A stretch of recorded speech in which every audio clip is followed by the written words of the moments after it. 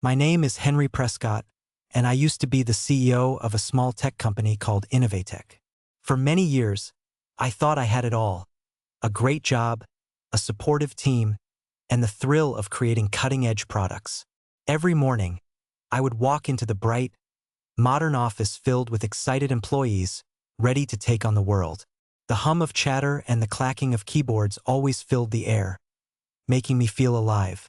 However, deep down, I felt a creeping sense of uncertainty lurking beneath my confidence. Little did I know, a storm was brewing on the horizon, ready to change my life forever. It all started when I received a call that would lead me from the corner office to the uncertain world of unemployment. One day, as I sat in my spacious office, I received an urgent email from one of our major clients, Peterson Enterprises. They were unhappy with our latest product update. My heart sank as I read their message. They expressed disappointment in a way that felt personal. It wasn't just the usual feedback. They mentioned that our updates had made their daily operations more difficult. This feedback twisted my stomach. How could this happen? I thought we were on track to improve their experience. Feeling anxious, I rose from my leather chair. My mind raced with worries. Did I make a wrong decision? Had I led my team astray? I debated whether to call a quick meeting to discuss this or to try solving it myself first. Doubts clouded my thoughts as I paced the room. What if my team wasn't prepared to help? What if they lost confidence in me? Each step I took felt heavier, as though my feet were made of lead. I decided to gather my team, hoping we could tackle this problem together. When everyone arrived, I could see the nervousness on their faces, mirroring my own turmoil. Guys, we need to talk about Peterson. They're not happy with our latest work, I said, trying to keep my voice steady, though my heart drummed loudly. Immediately, my coworker Sarah spoke up. What went wrong, Henry? Her tone was cautious, filled with a mixture of concern and curiosity. I took a deep breath, trying to find the right words. They feel that the changes we made have not helped them, I replied. The room filled with whispers as my team began to discuss possible solutions. I felt a knot form in my stomach as self-doubt crept back in. Was I a good leader? If not, how could I guide my team through this challenge? While they talked, I pushed those thoughts aside and focused on being present.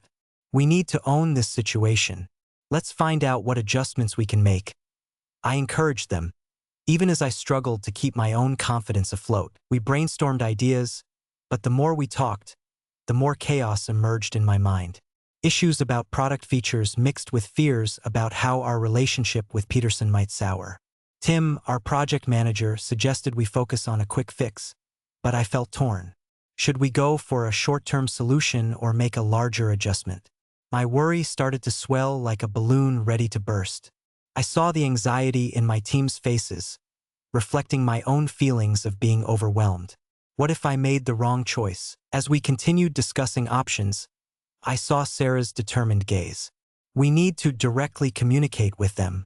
Let's understand their needs better, she said finally. Her words sparked a flicker of hope within me. Yes, maybe opening a line of honest communication could clear up the uncertainty. Feeling encouraged, I nodded. Let's reach out to them. We can ask for their input and at least show them we care, I suggested. With that decision, a small weight lifted from my shoulders. Yet, as we prepared to reach out to Peterson, unease settled back in. Was this the right thing to do? What if they still weren't satisfied? After the meeting, I returned to my office, staring blankly at my computer screen. Doubts flooded my mind, whispering fears of failure. I had successfully run a company before. Why was this time different?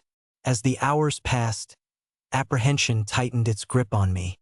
My phone buzzed with notifications, and for a moment, each ding sent jolts of anxiety through me. I took a moment to breathe, reminding myself that facing challenges could lead to growth. This was just the first of many tests this transition, and somehow I had to find the strength within to rise from it. The days following my meeting with the team were filled with stress.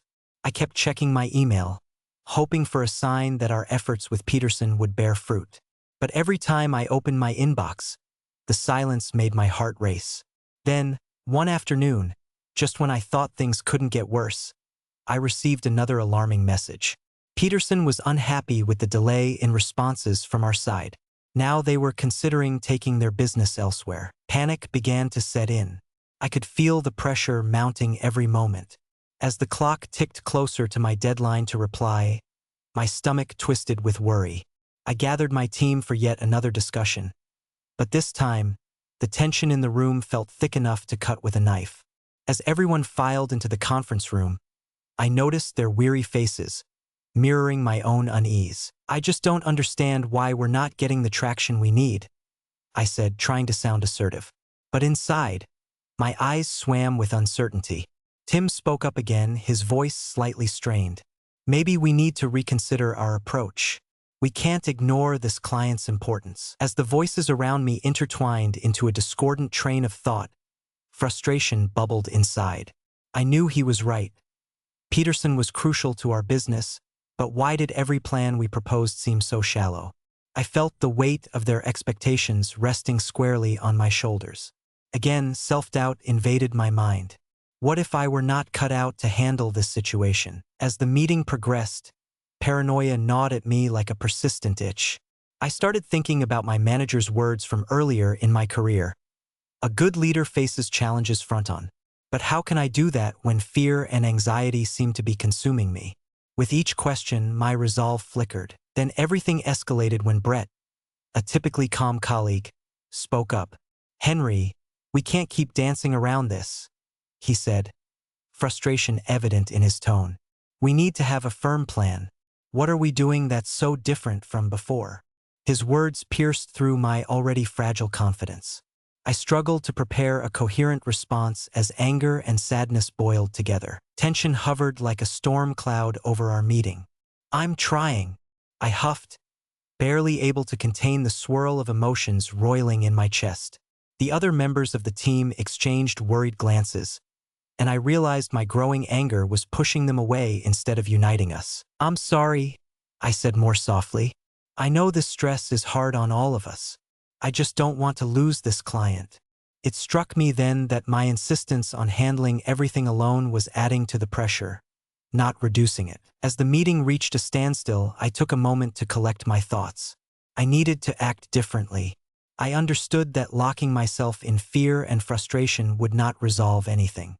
I had to open up to my team, trust them, and let them help me through this tough situation. I took a deep breath and spoke with renewed determination. "Let's combine our strengths. Everyone share any idea, even if it sounds small. It is time we tackle this together, not as individuals." With my new intention, hope began to flicker within me once again. I realized that I didn't have to navigate this challenge alone. Relying on my team might provide the support I truly needed to flourish, and together we might discover a way to turn this situation around.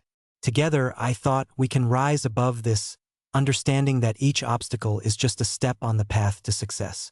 I was ready to embrace the challenge ahead. The day of our deadline finally arrived, and I felt a mix of pressure and panic gnawing at my insides. I had spent all night revising our new proposal for Peterson, and deep down, I still feared it wouldn't be enough. As I submitted the proposal and pressed send, a wave of dread washed over me.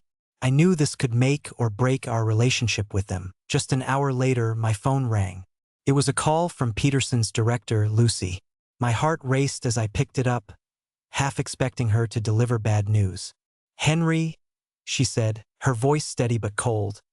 "We need to talk. I have some concerns." Her words pierced through the barrier I had built around my nerves. "Sure. Can we meet?" I replied, trying to keep my voice calm, though my hands shook slightly.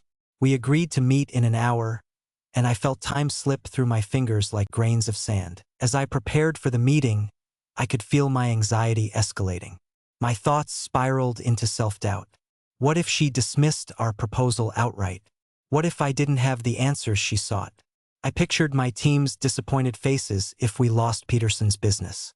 The stakes couldn't be higher. When I arrived at the cafe where we were supposed to meet, I scanned the room, searching for Lucy. The cafe buzzed with energy, but all I could feel was the thud of my heartbeat. As I took a seat, I attempted to breathe and calm myself. Just then, Lucy walked in, She was a tall woman with sharp features and an intensity about her that immediately made me uneasy. "Henry," she said, sliding into the chair opposite me. "I received your proposal, but I must be honest. It's not what we need right now." Her words cut through my hope like a knife.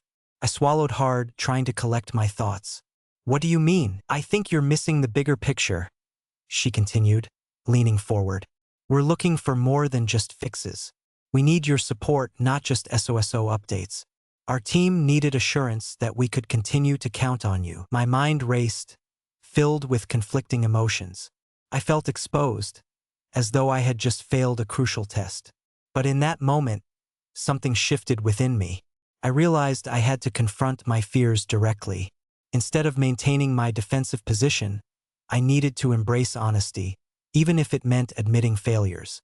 I took a breath and gathered my courage. "Lucy, you are right," I said, feeling a spark of clarity amidst turmoil. "We haven't supported you like we should. I let my fears cloud my decisions, and I think our proposal reflects my uncertainty." The words came out more easily than I expected and felt liberating too. I hadn't presented the facts or emotions skillfully. I had allowed my dreams of leading this team to drown in the swamp of self-doubt. Lucy's expression shifted slightly at my admission. There was a softness in her eyes, offering a hint of understanding. "I appreciate your honesty, Henry, but actions speak louder than words. What can you do differently moving forward?" In that moment, I felt the weight of the world lift off my shoulders. I was no longer just a leader. I was a partner willing to face reality. "I want to work closely with your team. Let's schedule weekly check-ins to ensure we're fully aligned," I responded, adrenaline pulsing through my veins, each word drawing upon newfound determination. As Lucy nodded thoughtfully, I could feel a change in the atmosphere. I was no longer paralyzed by doubt. Instead, I was taking ownership. That instant decision to embrace vulnerability changed everything. The fear that had once gripped me so fiercely began to release its hold, and I knew that confronting challenges head-on was the way forward. In a world of uncertainty, I had finally found my voice. As I left the cafe, my mind was still buzzing with adrenaline. I had confronted my fears, and while I felt exhausted, I also sensed a spark of hope. Over the next few days, I kept my promise to Lucy. We started setting weekly calls, ensuring open communication between our teams. Even when doubts crept in, I held tightly to the decision I had made. Then, during our first call, something remarkable happened. Lucy joined the line, accompanied by members of her team. They brought up their hesitations again, but this time it felt different. Instead of facing a wall of disapproval, they interacted with purpose. "Henry," Lucy said, a tone of curiosity replacing the earlier frostiness, "let's discuss how to take this further." As we exchanged ideas, I recognized a shift. Lucy and her team responded positively to our efforts. They opened up about their needs, sharing their thoughts openly. "These calls are helpful," one of her colleagues mentioned. "We appreciate the initiative." It was surreal to feel that support when just days earlier, they had expressed doubt in our capabilities. I could hear the respect building between us. The conversation flowed more smoothly than I anticipated, and excitement began to replace my earlier anxiety. Each contribution from both sides felt like they brought us closer to a solution. After the call, I noticed an unexpected change amongst my team as well. I gathered everyone in the conference room, eager for their reactions. To my surprise, there was a sense of relief hanging in the air. My colleague Tim smiled at me as he said, "That went really well, Henry. You inspired us to take charge, and it's nice to feel part of the process." Their faces showed gratitude, and I felt a warmth pull at my heart. In that moment, I recognized something transformative about myself. By allowing vulnerability to guide my actions, I had empowered my team. The respect I was gaining from both Lucy and my colleagues felt genuine, and I realized I didn't have to strive for a lonely ideal of leadership that left me anxious and defeated. I found understanding and clarity through collaboration. But then the true test came. A week later, Lucy called again with more feedback. She explained how her team was still struggling with some features in our product. It was more complex than we thought. At that moment, a wave of fear flooded through me again. What if my team couldn't help them fully this time? However, I remembered that newfound sense of strength. Instead of retreating into stress, I calmly took a breath and listened actively. Thank you for your honesty again, Lucy. We can work on these features. I'll get my team on it right away. As I hung up the phone, I felt my spirits rise, and a lightness settled within me. Yes, there were challenges ahead, but facing them together created a connection I had yearned for. The respect we had built felt unshakable. I learned that vulnerability is not weakness. It's a bridge to real strength and collaboration. With a heart full of gratitude, I returned to my team with enthusiasm, ready to take on the next steps of this journey. I no longer walked solely in fear of failures, but rather embraced the resolve that genuine leadership comes from tearing down walls, opening up, and working hand in hand. In this moment, I knew that moving beyond my limits was the best decision I could ever make. Together, we were becoming a force and not just a team. In the following weeks, as work continued on the adjustments for Peterson, I found myself sitting in the corner of our office, reflecting on the whirlwind of events that had unfolded. The swift change in teamwork and communication had caught me off guard, but in a positive way. I invited my colleague Sarah to join me for a break. She walked in with a steaming cup of coffee that filled the air with warmth. "Hey, Henry," she said, sitting across from me. "You seemed different during those calls. You took charge."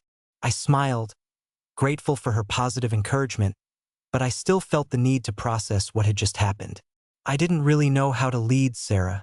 I just felt a lot of pressure." She nodded, her eyes showing understanding. "It's okay to feel that way, but what changed? You seem more confident now." I thought carefully about her question. I realized that true leadership isn't about being perfect. It's about being willing to listen and learn from others. What I feared most was actually the change I needed to embrace. Sarah leaned forward, intrigued. "That's powerful.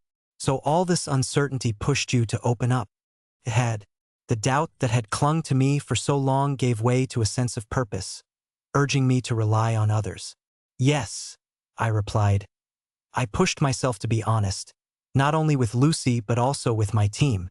I learned it's not about hiding fear. It's about facing it together. She grinned, obviously moved. "That's something we can all learn from. I think it's amazing how you guided us to collaborate. It gave everyone the confidence to speak up." I felt a wave of joy sweep through me at her words. Though I had been hesitant at first, allowing vulnerability made our team stronger. "Also," I added, "I recognized how important it is to ask for help. I can't possibly know everything, and that pressure was just impossible to handle." By opening the lines of communication, I stepped away from the burden of feeling like I had to be perfect. Sarah smiled. "I think many will respect you more for that. Even in difficult times, you're showing real growth." Encouraged by her belief, I began to see things differently. I understood that challenges were not insurmountable walls, but opportunities for learning and personal development. As we discussed these thoughts, our team began receiving compliments from Peterson. They expressed appreciation for our willingness to engage and to adapt. I started to feel proud, not just of our progress but of what it represented. Confidence began to blossom within me. That evening, as I drove home, I let my mind wander back to the events leading to this change. I hadn't just grown as a leader, I had grown as a person. Facing those uncomfortable moments had pushed me to break out of my old patterns. Every challenge I encountered acted as a stepping stone towards understanding that leadership is built on trust, vulnerability, and collaboration. With each passing day, I felt lighter, aware of myself with more clarity. I found pride in the resilience I had discovered reflected in my team. I also learned the importance of relationships. Those genuine connections made us infinitely stronger. I parked my car and stepped out, catching a refreshing breath of evening air. I could see a new horizon ahead, a path wide open for growth, not just professionally, but personally too. The tough moments would always be there, but now I knew that facing them together was where I'd find true strength and confidence. I entered my house, a smile on my face, eager to embrace whatever challenges would come next, ready to transform fear into fuel for growth. As the weeks flowed into months, the changes I experienced became increasingly evident. not just in me but in the way our entire team worked together. Confidence had become a constant companion. I approached meetings with a fresh mindset, eager to share ideas rather than holding back out of fear. Every project felt like a chance to engage actively with my colleagues, with mutual respect blossoming around the conference table. During our usual team meetings, I encouraged everyone to share their thoughts openly. "I want to hear your ideas," I would say, feeling excitement bubbling inside me. "Let's build on each other's strengths." At first, there was still some hesitation from a few team members, but with each passing week, I could see their willingness to contribute grow. Just last week, during a particularly tricky brainstorming session for a new product feature, I noticed a huge change. Sarah, typically quiet, presented a bold idea without waiting for an invitation. The room fell silent as everyone exchanged astonished glances. I felt a swell of pride rise within me. "That's brilliant, Sarah," I exclaimed, encouraging everyone to share their perspectives on her suggestion. Engaging them made me realize how important it was to nurture an environment where everyone felt valued. It became easy to notice that as I grew, so did my team. Fear, which had once gripped me like a vice, gave way to optimism. Outside of work, I found myself connecting with new colleagues in the industry. Networking events had previously intimidated me, but armed with the lessons I had learned, I approached them differently. Instead of seeking approval, I exclaimed excitedly about the projects I was working on and complimented others on their ideas. "I love your approach to that challenge," I found myself saying to a stranger at one event. The warmth in their smile reinforced the importance of mutual encouragement. These interactions not only expanded my professional network, but also made building connections feel less like a chore and more like an enriching experience. One afternoon, as we wrapped up a meeting with Peterson that included a successful update on the product launches, I received a message from Lucy. She praised the incredible collaboration led by our team, commenting, "This improvement is all thanks to the respect and communication you fostered." Her words stirred another wave of confidence within me. Acknowledgement like that was powerful. It felt like a validation of the journey I had taken. I realized the real turning point was when I accepted behind-the-scenes support. "Lead from within" was my new motto. Instead of positioning myself above others, I saw myself as part of a greater whole. This shift in perspective embraced a simple but crucial truth. Every one of us had unique contributions to make, and together we could tackle any challenge ahead. I started to plan our end-of-quarter meeting with enthusiasm, eager to review team achievements. My approach was clear. Focus on the ideas and solutions we had constructed together, combining all the energies and thoughts exchanged over weeks. "Let's celebrate what we did," I wanted to say. In that spirit, I invited everyone to not only share success stories, but also to discuss any unresolved issues we could face together. As the day of our meeting approached, I felt a thrilling anticipation buzzing in my chest. The change in dynamics had transformed an atmosphere of anxiety into one teeming with support and ideas. I stepped into the office that morning buoyed by optimism, knowing that challenges remained a part of the journey.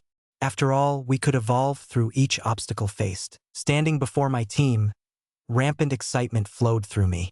I scanned their faces, noticing the spark in their eyes. Embracing honesty had woven a more profound bond between us. I understood now that a clear, compassionate approach paves the way forward for connecting, growing, and leading effectively.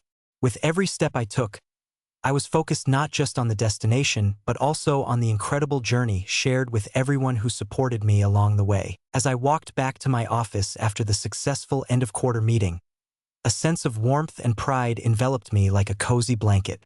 I could hear laughter echoing down the hallway, bursting through the heavy door of the conference room, where my team was celebrating our collective accomplishments. It was spread thick, a genuine atmosphere of joy and teamwork that filled the air with refreshing possibilities. Gone were the days of overwhelming fear and anxiety that once clouded my judgment. Now, standing tall with my team, I had learned to embrace every obstacle we faced. Together, we had navigated challenges, faced setbacks head-on, and emerged all the stronger. Each step through this journey taught me the value of community, support, and open conversations. I felt each lesson fix in place by the trust we nurtured as a group. In the weeks following the launch with Peterson, our collaboration blossomed into a valuable partnership. The newfound communication structure I had implemented not only built their confidence in us, but also fostered a sense of ownership within my team. People thrived with this fresh openness as they shared ideas freely. It was beautiful to witness how everyone grew. Sarah's voice had transformed into a powerful source of inspiration, while Tim and others emerged as indispensable contributors ready to step up. As I sat at my desk, I reflected on my own transformation. I picked up my notebook, a collection of thoughts and lessons I had gathered on this journey. In it lay pages filled with insights, notes, and hopes for the future. Leading together can unlock the potential we all have, I wrote at the top of the last page. In that moment, I grasped the magnitude of what I had learned. Complacency sank in my past, the need for perfection. I finally allowed myself to release that burden. Instead, I walked on a clearer path, accepting both victories and failures as vital parts of growth. The future now spread before me, promising further opportunities for learning. I felt capable, not of controlling every outcome, but of nurturing a supportive workforce dedicated to our common goals. With a renewed spirit, I decided that we wouldn't stop evolving as a team. I scheduled regular feedback sessions, instinctively aware that fostering open lines of communication would remain essential to our progress. I wanted to ensure that everyone felt accounted for, and as a leader, I vowed to interact more directly with each member of my team. Supporting them in their ambitions went hand in hand with my journey toward success. Days turned into months, and with each passing moment, I connected deeper with my colleagues, celebrating every achievement, big or small. Their laughter became the soundtrack of our office, dismissing worries and grievances. Noise of excitement paved the way toward productivity, positively affecting our growth. With my newfound perspective, I kept a curious outlook, eager to explore further horizons. New ideas flowed like refreshing streams of creativity from not just my mind, but also from my motivated team. Together, we began initiating brainstorming sessions for innovative projects, always driven by the shared understanding that we were stronger as a cohesive unit. As I walked through the office one day, I noticed the lingering smiles on my team's faces, and a newfound feeling gripped me. There was joy in the challenges we faced ahead, and that felt liberating. Armed with the insights I learned and the people beside me, I was ready to embrace whatever lay ahead. Though I wasn't perfect, I had grown and responded positively. This journey taught me that overcoming doubt and fear reflects a broader landscape of growth. It highlighted the necessity for collaboration and tied all of us together. With optimism lighting a path forward, I understood that my pursuit of leadership was just beginning, with many adventures awaiting on the horizon.